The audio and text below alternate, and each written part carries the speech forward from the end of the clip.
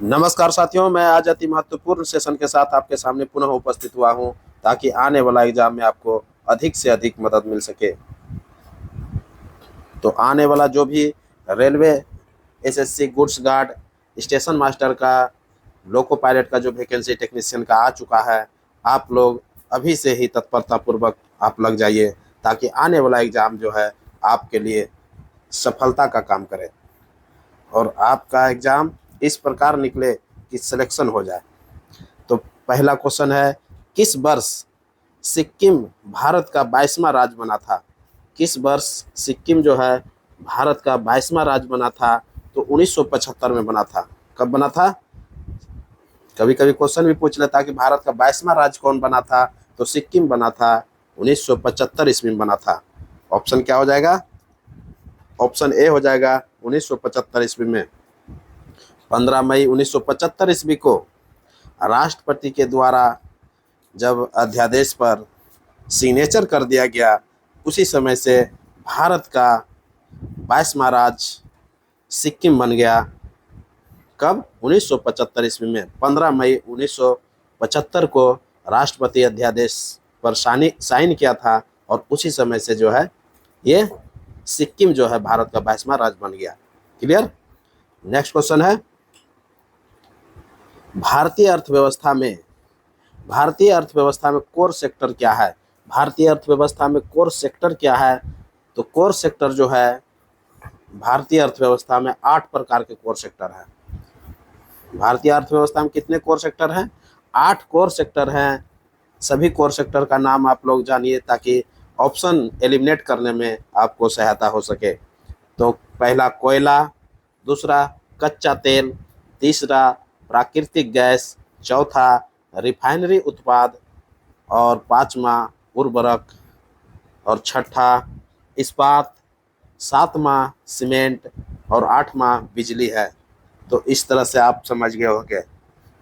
तो कह रहा है कि कोर सेक्टर क्या है?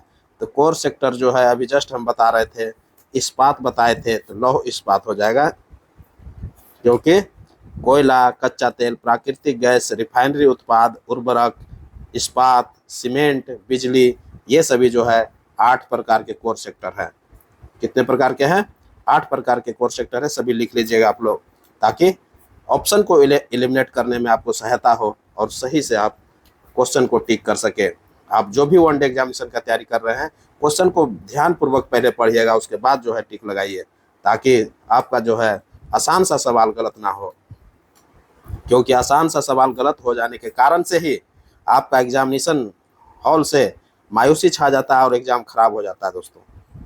नेक्स्ट क्वेश्चन, भारत का संविधान भारत के सुप्रीम कोर्ट को केंद्र और राज्यों के बीच विवादों का निर्णय किस क्षेत्र के तहत लेने का अधिकार देता है? कहता है कि भारत का संविधान जो है भारत के सुप्रीम कोर्ट को किस केंद्र और राज्यों के बीच विवाद का निर्णय किस क्षेत्र के तहत लेने का अधिकार देता है? तो कौन सा क्षेत्र होता है दोस्तों? तो ये होता है वास्तविक न्यायाधिकार होता है। क्या होता है? वास्तविक न्यायाधिकार हो जाएगा। ऑप्शन डी हो जाएगा। नेक्स्ट क्वेश्चन है, मानचित्रों पर खींची गई समान ऊंचाई वाले बिंदुओं को मिलाने वाली रेखा क्या कहलाती है? मानचित्रों पर खींची गई समान ऊंचाई वाले बिंदुओं को मिलाने वाली रेखा को क्या कहते हैं? तो आइसोहिप्स कहा जाता है। क्या कहा जाता है? आइसोहिप्स कहा जाता है। ऑप्शन सी हो जाएगा। ऑप्शन सी हो जाएगा, आइसोहिप्स। क्लियर? तो इस प्रकार से आप क्लियर रखिएगा। नेक्स्ट क्वेश्चन है, वर्तमान समय में नारियल का सबसे बड़ा उत्पादक देश कौन है? वर्तमान समय में नारियल का सबसे बड़ा उत्पादक देश कौन है? तो वर्तमान समय में जो नारियल का सबसे बड़ा उत्पादक देश है वो इंडोनेशिया है। कौन है? इंडोनेशिया है। उसके बाद फिलीपींस का स्थान आता है, उसके बाद भारत का स्थान आता है। क्लियर? वर्तमान समय में नारियल उत्पादन में सबसे बड़ा देश जो है इंडोनेशिया है, दूसरे स्थान पर फिलीपींस है और तीसरे स्थान पर भारत का आता है। क्लियर? नेक्स्ट क्वेश्चन है, बांडीवास का युद्ध कब किसके बीच हुआ था? बांडीबास का युद्ध कब किसके बीच हुआ था? तो अंग्रेजों एवं फ्रांसीसियों के बीच हुआ था। अंग्रेज एवं फ्रांस के बीच में हुआ था, 1760 ईस्वी में हुआ था। सभी लोग जानते हैं कि बांडीबास के युद्ध से ही भारत में फ्रांसीसियों का अस्तित्व को समाप्त कर दिया था। कौन? अंग्रेजों ने। क्लियर? और फ्रांसीसियों को बोरिया बिस्तर बांध करके जाना पड़ गया था भारत से। 1760 ईस्वी में बांडीबास का युद्ध हुआ, जिसमें से अंग्रेज जो है बुरी तरीका से फ्रांस को हराया और अपना अधिकार भारत पर पूर्ण रूपेण कर लिया। नेक्स्ट क्वेश्चन है, फोबर्स सर्वे के अनुसार, फोबर्स सर्वे है ये, फोबर्स सर्वे के अनुसार दुनिया का सबसे खतरनाक शहर कौन है? देखिए बहुत इंपॉर्टेंट क्वेश्चन है। फोबर्स का जो सर्वे अभी हाल ही में आया है और कहता है कि दुनिया का सबसे खतरनाक जो शहर है वो कौन है? तो काराकस है। कौन है? काराकस है। ऑप्शन क्या हो जाएगा? ऑप्शन सी हो जाएगा, काराकस। देखिए ऑप्शन गलत लिख दिया है, काराकस आप लोग कर लीजिएगा, काराकस। ये वेनेजुएला में पड़ता है। कहाँ पड़ता है? काराकस जो है वेनेजुएला में पड़ता है, जो कि दुनिया का सबसे खतरनाक शहर है दोस्तों। क्लियर? जबकि दूसरे स्थान पर कराची है। खतरनाक शहरों में अगर दूसरा स्थान पूछा जाए तो कराची पाकिस्तान का है और तीसरे स्थान पर बर्मा का रंगून है। क्लियर? तो ये जो है 3 शहर जो है बहुत ही खतरनाक शहर है। कौन कौन? Caracas Venezuela, Karachi Pakistan, Rangoon Burma. Clear? Next question है, ओलंपिक इतिहास में शूटिंग में कोई पदक जीतने वाली प्रथम भारतीय महिला कौन बन गई है? बहुत इंपॉर्टेंट क्वेश्चन है। हाल ही में ओलंपिक में जो है शूटिंग में ओलंपिक पदक जीत लिया है, वो प्रथम भारतीय महिला बन गई है। तो कौन है? तो मनु भाकर है। कौन है? मनु भाकर है, जो कि ब्रॉन्ज मेडल जीती है, कांस्य पदक जीत लिया है। अब तक ये जो है मनु भाकर जो है कुल जो है 5वां व्यक्ति बन गई है, जो कि शूटिंग में जो है ये 5वां प्लेयर है जो कि पदक जीता है। तो कांस्य पदक जीती है मनु भाकर। कौन सा पदक जीता है? कांस्य पदक, ब्रॉन्ज मेडल जीत लिया है। क्लियर? ब्रॉन्ज मेडल याद रखिएगा। क्यों? क्योंकि ब्रॉन्ज मेडल जो है क्वेश्चन भी पूछता है कि ओलंपिक इतिहास में जो है शूटिंग में कोई पदक जीतने वाली प्रथम महिला जो थी, कौन सा पदक जीता? तो ब्रॉन्ज मेडल जीती थी। और वह ब्रॉन्ज मेडल जो है ये मनु भाकर जीती थी पेरिस ओलंपिक 2024 में, जो अभी हाल ही में खेला जा रहा है। हाल ही में खेला जा रहा है पेरिस ओलंपिक 2024 में, और वह ब्रॉन्ज मेडल जीत लिया है निशानेबाजी में, अर्थात शूटिंग में। क्लियर? ये 5वां व्यक्ति है। ये कौन सा व्यक्ति है? 5वां व्यक्ति है। इसके पहले 4 व्यक्तियों ने पदक जीत लिया था, जैसे अभिनव बिंद्रा हो गए, उसके पहले थे राज्यवर्धन सिंह राठौर थे। इन सभी 4 आदमियों का नाम आता है। नेक्स्ट क्वेश्चन देख लेते हैं। हाल ही में एशियाई हाथी को हर्पीज, देखिए हर्पीज है, ये हर्पीज कर लीजिएगा आप लोग। हर्पीज वायरस के लिए दुनिया का पहला टीका कहाँ लगाया गया है? हाल ही में एशियाई हाथी को हर्पीज वायरस के लिए दुनिया का पहला टीका कहाँ लगाया गया है? तो दुनिया का जो पहला टीका लगाया हर्पीज बीमारी के लिए, हर्पीज वायरस जो फैल गया है, वो अमेरिका में लगाया गया है। कहाँ लगाया गया है? अमेरिका में लगाया गया है। बहुत इंपॉर्टेंट क्वेश्चन है। हाल ही में एशियाई हाथी को हर्पीज वायरस के लिए दुनिया का पहला टीका जो है अमेरिका में लगाया गया है। ऑप्शन ए हो जाएगा। नेक्स्ट क्वेश्चन है, पीएम स्वनिधि योजना के तहत सर्वश्रेष्ठ प्रदर्शन करने वाला राज्य कौन सा बना है? पीएम स्वनिधि योजना के तहत सर्वश्रेष्ठ प्रदर्शन करने वाला राज्य कौन सा बन गया है? तो मध्य प्रदेश बन गया है। कौन बना है? मध्य प्रदेश बना है। तो मध्य प्रदेश ऑप्शन दिया नहीं है दोस्तों, इसलिए ऑप्शन आप लोग कर लीजिएगा। ये देखिए ऑप्शन गलती कर दिया, ये मध्य प्रदेश कर लीजिएगा, एमपी। पीएम स्वनिधि योजना के तहत सर्वश्रेष्ठ प्रदर्शन करने वाला राज्य जो बन गया है वो मध्य प्रदेश बन गया है। क्लियर? ऑप्शन ए हो जाएगा। नेक्स्ट क्वेश्चन है, हाल ही में किसने सौर मंडल के बाहर 6 नए ग्रहों की खोज करके इतिहास रच दिया है। देखिए बहुत इंपॉर्टेंट क्वेश्चन है वो दोस्तों, यही सब क्वेश्चन एग्जाम में आ जाता है और लड़का लोग कंफ्यूजन कर देते हैं, ताकि और पता चलता है कि कहीं और जगह से पूछ लिया है।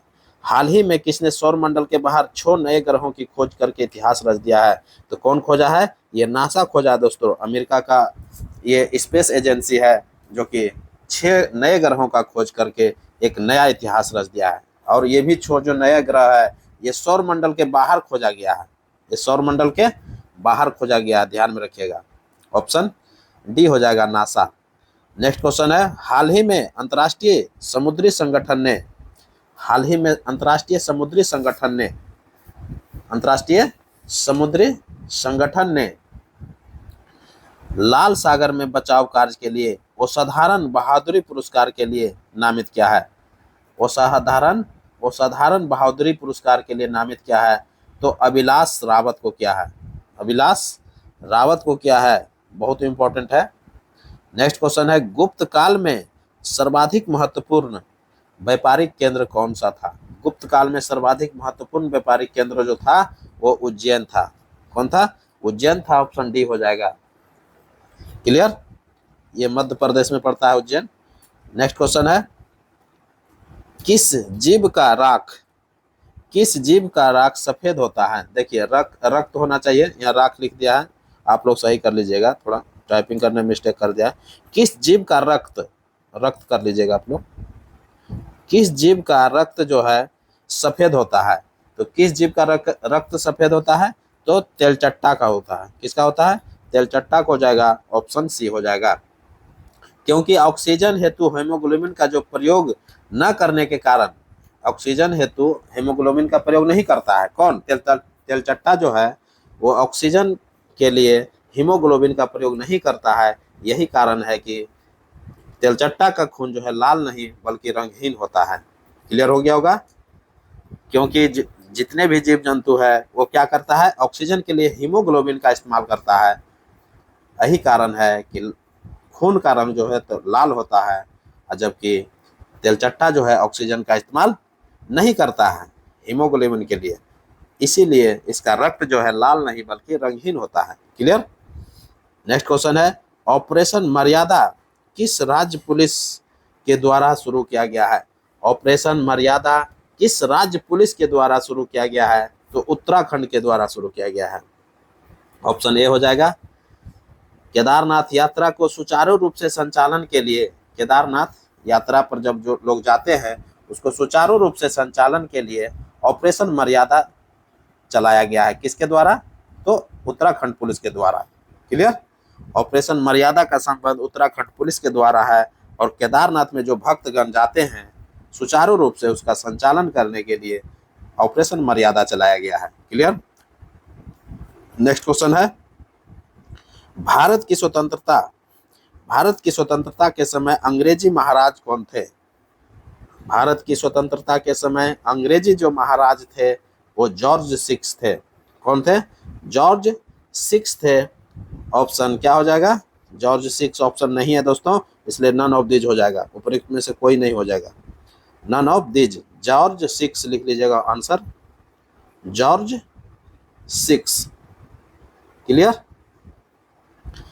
भारत की स्वतंत्रता के समय अंग्रेजी महाराज जो कौन थे? तो जॉर्ज 6 थे। क्लियर?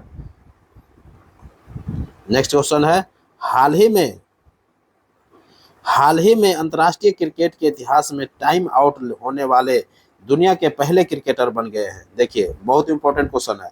हाल ही में अंतर्राष्ट्रीय क्रिकेट के इतिहास में टाइम आउट होने वाले दुनिया के पहले क्रिकेटर जो बन गए हैं वो एंजेला मैथ्यूज बन गए हैं। कौन बने हैं?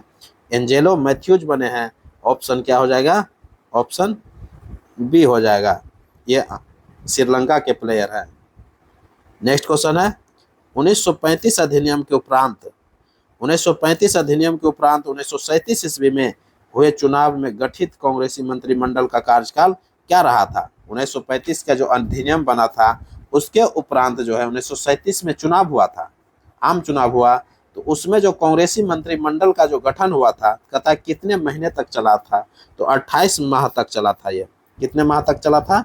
28 माह तक चला था। ऑप्शन ए हो जाएगा। नेक्स्ट क्वेश्चन है, विश्व का पहला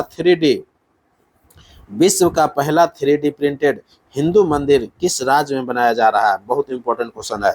विश्व का पहला 3D प्रिंटेड हिंदू मंदिर किस राज्य में बनाया जा रहा है? ये पहला जो है तेलंगाना में बनाया जा रहा है। कहाँ बनाया जा रहा है? तेलंगाना में बनाया जा रहा है। यह हिंदू मंदिर है जो कि 3D प्रिंटेड है, और ये विश्व का पहला 3D प्रिंटेड हिंदू मंदिर है दोस्तों, जो कि तेलंगाना में बनाया जा रहा है। ऑप्शन ए हो जाएगा। नेक्स्ट क्वेश्चन है, हाल ही में किस देश की संसद ने UNRWA को आतंकवादी संगठन घोषित किया है? UNRWA को क्या किया है? आतंकवादी संगठन घोषित कर दिया है। तो ये कौन सा देश किया है? तो इजराइल कर दिया है। कौन किया है? इजराइल किया है। ऑप्शन ए हो जाएगा। UNRWA क्या है? ये United nation relief works and energy. इसका जो UNR का जो फुल फॉर्म है, इसको आतंकवादी संगठन घोषित कर दिया है। कौन किया है? इजराइल किया है। और तो हम लोग को जानना पड़ जाएगा कि UNRWA है क्या। तो ये जो है UNRWA, ये United nation relief works and energy है। क्लियर? नेक्स्ट क्वेश्चन है, हाल ही में हाइब्रिड पिच तकनीक का उपयोग करने वाला भारत का पहला स्टेडियम कौन सा बना है?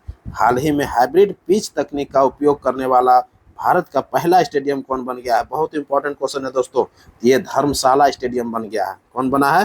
धर्मशाला स्टेडियम बना है। ऑप्शन ए हो जाएगा। जो कि हाइब्रिड पिच, देखिए हाइब्रिड पिच तकनीक का उपयोग किया है यहाँ पर, और ये उपयोग करने वाला भारत का पहला स्टेडियम बना है धर्मशाला स्टेडियम, जो कि ये हिमाचल प्रदेश में है। नेक्स्ट क्वेश्चन है, हाल ही में भारत की पहली अंडर वाटर मेट्रो ट्रेन का, देखिए सफल यहाँ हो जाएगा, सफल कर लीजिएगा। ये सफल ट्रायल किस शहर में किया गया है? ये भारत की पहली, देखिए भारत की ये पहली है अंडर वाटर मेट्रो का सफल ट्रायल जो है किस शहर में किया गया है? ये कोलकाता में किया गया है। कहाँ किया गया है? कोलकाता में किया गया है। ऑप्शन ए हो जाएगा। नेक्स्ट क्वेश्चन है, हाल ही में किस राज्य सरकार ने पर्यटक वाहनों के लिए कचरा बैग ले जाना अनिवार्य कर दिया है? हाल ही में किस राज्य सरकार ने पर्यटक वाहनों के लिए कचरा बैग लेके जाने का लिए अनिवार्य कर दिया है? तो ये सिक्किम कर दिया है दोस्तों। कौन कर दिया है? सिक्किम कर दिया है। बहुत इंपॉर्टेंट क्वेश्चन है। क्लियर? नेक्स्ट क्वेश्चन है, अरबों की, देखिए यहाँ पर यह सिंध विजय हो जाएगा। यहाँ थोड़ा मिस्टेक कर दिया टाइपिंग, यहाँ सिंध कर दीजिएगा आप लोग। ये जो है सिंध हो जाएगा। कहता अरबों की सिंध विजय का वृत्तांत कहाँ मिलता है? अरबों का सिंध विजय का जो वृत्तांत मिलता है वो चचनामा में मिलता है। किसमें मिलता है? चचनामा में मिलता है। ऑप्शन बी हो जाएगा। अरबों की सिंध विजय का वृत्तांत कहाँ मिलता है? तो चचनामा में मिलता है। क्लियर? कहाँ मिलता है? चचनामा। नेक्स्ट क्वेश्चन है, निम्न में से कौन सा कथन सत्य है? निम्न में से कौन सा कथन सत्य है? तो एक एक कथन को देखना पड़ेगा। पहला है, सभी तारों का जन्म निहारिका से होती है। तो बिल्कुल जो है सभी तारों का जो जन्म होता है वो निहारिका से होती है। ऑप्शन ए सही है। दूसरा है कि पीएम विश्वकर्मा योजना, देखिए पीएम विश्वकर्मा योजना है ये दोस्तों। पीएम विश्वकर्मा योजना लागू करने वाला पहला केंद्र शासित प्रदेश जम्मू कश्मीर है। ये बिल्कुल सही है। और तीसरा है, सूर्य में हाइड्रोजन 71% है। ये बिल्कुल सही है। तीनों ऑप्शन सही है। उपयुक्त में से सभी हो जाएगा। उपयुक्त में से सभी ऑप्शन क्या है? सही है। क्लियर? तो ऑप्शन क्या हो जाएगा? डी हो जाएगा। नेक्स्ट क्वेश्चन की ओर बढ़ जाते हैं। दामन एक कोह, देखिए इसको दामन एक कोह कर लीजिएगा। थोड़ा सा मिस्टेक कर दिया टाइपिंग। दामन ए कोह, दामन एक कोह के नाम से जाना जाता है। दामन एक कोह के नाम से जाना जाता है। कौन जाना जाता है? तो भागलपुर से राजमहल तक का जो क्षेत्र पड़ता है उसको दामन एक कोह के नाम से जाना जाता है। क्यों? क्योंकि जब संथाल विद्रोह हुआ था यहाँ पर दामन एक कोह में, कब हुआ था? गैर आदिवासी एवं अंग्रेजों के अत्याचार से तंग आकर के यहाँ के संथालों ने अपने आप को संगठित कर लिया और संथालों को उत्प्रेरित करने का जो कार्य किया था वो भैगनाडीह गांव के चुल्लू संथाल के चार पुत्र थे। चुल्लू जो संथाल थे उनके 4 पुत्र थे, सिद्धू, कन्हू, चांद, भैरव। इन्होंने ही जो है उत्प्रेरण का काम किया, लोगों को उत्प्रेरित किया और एक नए ढंग से एक आंदोलन का सूत्रपात किया जिसको हम लोग संथाल विद्रोह के नाम से जानते हैं। तो संथाल विद्रोह जो है यहीं से शुरू हुआ था। कहाँ से? भैगनाडीह से। कहाँ से शुरू हुआ था? भैगनाडीह गांव से शुरू हुआ था, जहां पर चुल्लू संथाल के चार पुत्र सिद्धू, कन्हू, चांद, भैरव ने किया था। सिद्धू ने अपने आप को ठाकुर का अवतार घोषित किया और जुलाई 1855 ईस्वी में संथाल विद्रोह प्रारंभ हो गया था। जुलाई 1855 ईस्वी में क्या हुआ? संथाल विद्रोह प्रारंभ हो गया। सशस्त्र विद्रोह के प्रारंभ दीसी नामक स्थान में अत्याचारी दरोगा महेश लाल की हत्या से शुरू हुआ था। ये जो संथाल विद्रोह जो शुरू हुआ था, किसकी हत्या से शुरू हुआ था? महेश लाल अत्याचारी दरोगा थे, उन्हीं की हत्या से ये जो है प्रारंभ हुआ था। दीसी नामक स्थान पर, दीसी नामक स्थान पर क्या किया था? अत्याचारी दरोगा महेश लाल की हत्या कर दिया गया और यहीं से जो है जुलाई 1855 ईस्वी में एक नए विद्रोह, संथाल विद्रोह का जन्म होता है और वो अंग्रेजों के खिलाफ जो है एवं गैर आदिवासियों के खिलाफ क्या करते हैं? लड़ाई करते हैं। 1855 में 1855-56 तक यह युद्ध चलता है। तो भागलपुर से राजमहल तक का जो क्षेत्र है वो क्या कहलाया? दामन एक कोह के नाम से जाना गया है। क्लियर हो गया अब? तो ऑप्शन ए हो जाएगा। नेक्स्ट क्वेश्चन है, बंगाल में अनुशीलन समिति का गठन किसने किया था? बंगाल में अनुशीलन समिति का गठन जो है पी मित्रा ने किया था। किसने किया था? बंगाल में अनुशीलन समिति का जो गठन किया था वो पी मित्रा ने किया था। कौन किया था? पी मित्रा ने किया था। और इसका जो अनुशीलन समिति का जो मुख्य उद्देश्य था, खून का बदला खून था। क्या था? खून का बदला खून था। इसका मुख्य उद्देश्य यही था अनुशीलन समिति का कि खून का बदला खून लिया जाएगा। अनुशीलन समिति की 500 शाखाएं खोली गई थी। अनुशीलन समिति ने हेमचंद्र दास कानूनगो को पेरिस भेजा था। अनुशीलन समिति ने किसको भेजा था? हेमचंद्र दास कानूनगो को कहाँ भेजा था? पेरिस भेजा था। किस लिए?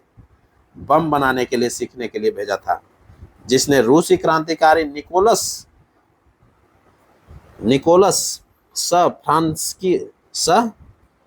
फ्रांस्की से बम बनाना सीखा था। निकोलस सोफ्रांस्की, जिसका नाम था, रूसी क्रांतिकारी थे, पेरिस गए थे, रूसी क्रांति के साथ मुलाकात हुआ था, जिसका नाम था निकोलस सोफ्रांस्की। निकोलस सोफ्रांस्की से हेमचंद्र दास कानूनगो बम बनाना सीखा था। तो क्लियर हो गया होगा। तो हेमचंद्र दास जो है कानूनगो, ये किसके सदस्य थे? अनुशीलन समिति के सदस्य थे। क्लियर। और अनुशीलन समिति का जो है 500 शाखाएं खोली गई थी और इसका एक ही उद्देश्य था, मुख्य उद्देश्य क्या था? खून का बदला खून। क्लियर। किसने इसका गठन किया था? पी मित्रा ने किया था। किसने किया था? पी मित्रा ने किया था। ऑप्शन ए हो जाएगा, पी मित्रा। क्लियर। नेक्स्ट क्वेश्चन है, विलियम कर्जन बाइली को 1 जुलाई 1909 को किसने गोली मारकर हत्या कर दिया था? विलियम कर्जन बाइली को 1 जुलाई 1909 को किसने गोली मारकर हत्या कर दिया? तो मदन लाल ढींगरा ने कर दिया था। किसने किया था? मदन लाल ढींगरा ने किया था। ऑप्शन बी हो जाएगा। 16 अगस्त 1909 को इनको फांसी भी दे दिया गया था। 1 जुलाई 1909 को क्या किया? गोली मार करके विलियम कर्जन बाइली को गोली मारकर हत्या किया और 16 अगस्त 1909 को इनको मदन लाल ढींगरा को फांसी दे दिया गया। क्लियर। 16 अगस्त 1909 को क्या किया? फांसी दे दिया गया और 1 जुलाई 1909 को गोली मारकर हत्या किया था विलियम कर्जन बाइली को। किसने किया था? मदन लाल धिंगरा ने किया था। क्लियर? ऑप्शन बी हो जाएगा। नेक्स्ट क्वेश्चन है, कांग्रेस सोशलिस्ट पार्टी की स्थापना हुई थी? कांग्रेस सोशलिस्ट पार्टी की स्थापना हुई थी तो कब हुई थी? मई 1934 में हुआ था। कब हुआ था? मई 1934 में हुआ था कांग्रेस सोशलिस्ट पार्टी की स्थापना। ऑप्शन क्या हो जाएगा? ऑप्शन ए हो जाएगा। जयप्रकाश नारायण, नरेंद्र देव इत्यादि ने मिलकर इसका गठन किया था। क्लियर? नेक्स्ट क्वेश्चन है, दूसरा गोलमेज सम्मेलन क्यों असफल रहा? बहुत इंपॉर्टेंट क्वेश्चन है। दूसरा गोलमेज सम्मेलन क्यों असफल रहा? तो सांप्रदायिक प्रतिनिधित्व के कारण रहा था। किसके कारण से रहा? सांप्रदायिक प्रतिनिधित्व के कारण से दूसरा गोलमेज सम्मेलन असफल रहा था।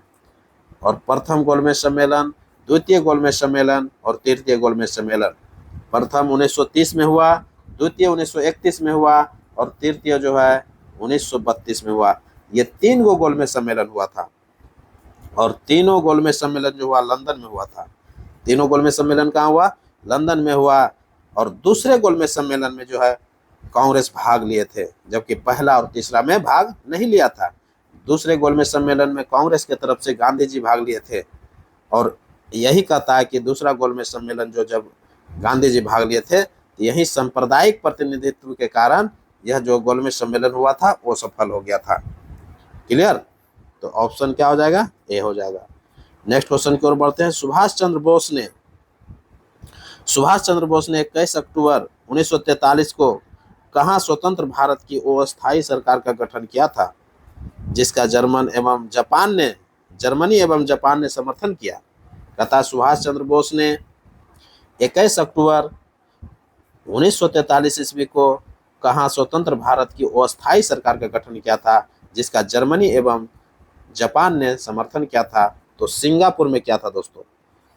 अस्थायी सरकार का गठन कहाँ किया था? 21 अक्टूबर 1943 को सिंगापुर में किया था, जिसका जर्मनी एवं जापान समर्थन किए थे। क्लियर? नेक्स्ट क्वेश्चन की ओर बढ़ते हैं और ये अंतिम क्वेश्चन है। कह रहा है कि हुंकार नामक पत्रिका का प्रकाशन, देखिए प्रकाशन हो जाएगा, आप लोग थोड़ा सही कर लीजिएगा। हुंकार नामक पत्रिका का प्रकाशन पटना से किसने किया था?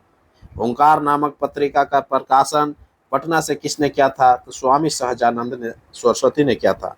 ऑप्शन ए हो जाएगा। बहुत इंपॉर्टेंट क्वेश्चन है। जो भी आप वनडे एग्जामिनेशन का तैयारी कर रहे हैं, सभी वीडियो को आप देखिए और एक एक वीडियो आपको एग्जाम की सफलता तक लेके जाएगा दोस्तों। क्यों? क्योंकि सभी क्वेश्चन जो है एग्जाम मॉडल तैयार किए गए हैं।